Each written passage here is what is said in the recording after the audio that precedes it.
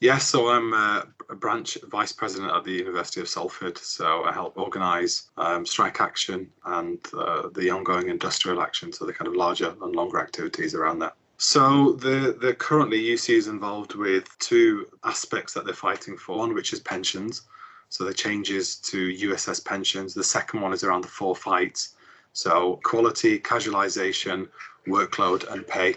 Yeah. So what changes have they made to pensions?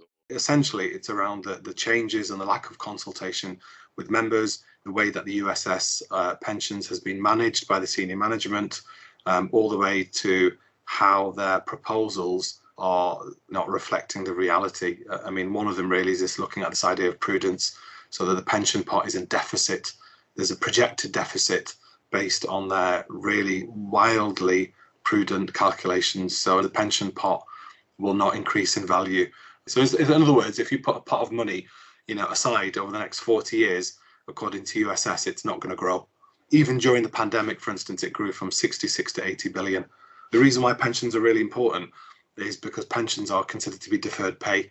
So, you've got your pay, your take-home pay, and then you have your deferred pay. If your deferred pay, which is our pensions, is being attacked at the same time as our pay, we're being underpaid and overworked, it creates a really serious situation for staff members. I mean, the working conditions are quite horrific.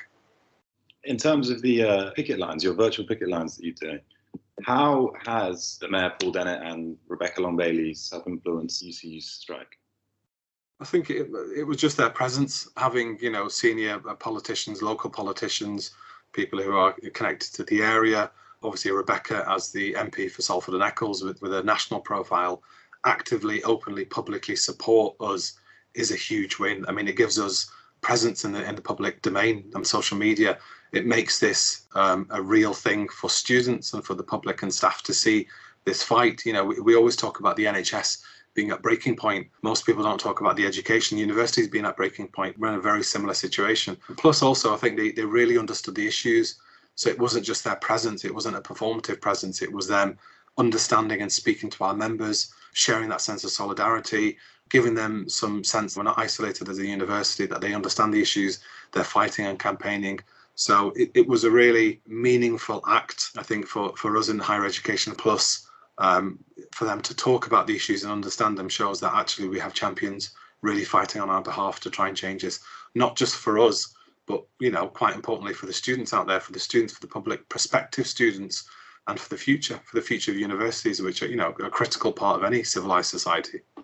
On that note, with the future of teaching, I was wondering, if nothing is done to tackle this issue, how could it affect students looking to go into academia or lecturing in the future?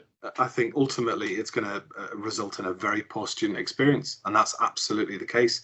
In my online picket lecture, I spoke about one lecturer who was living in a tent. I mean, how horrific is that? Can you imagine? Another staff member who was sleeping in a library. Now, can you imagine having your lecturer wake up after sleeping on the floor in a library and deliver you a lecture?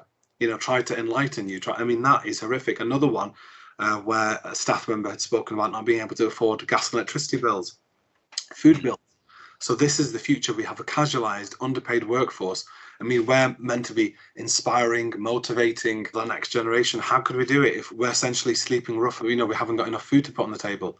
If we're fighting tiredness, poverty, hunger, we're not going to be able to give you the best value experience. The rise of mental health conditions and anxiety and stress in students, we're the individuals who take that on. Everything else is secondary to that. Finally, if no agreement is to be reached in the coming future, how long can you see this strike continue? The strike action has already taken place and may escalate, but the industrial action, which includes ASOS action short of a strike, we have a mandate for 6 months. And as I said, I see this as an ongoing fight. We aren't fighting ultimately for, just for pay or for an increase or for an extra annual leave. We're fighting, actually, in some cases, for individuals' livelihoods, for their lives. This is not a 9-to-5 job. This is a vocation for us, and it means a hell of a lot. So it's something that we will not give up, whether or not that means 6 months of action or the next 10 years or next 20 years. It's not something that's going to go away.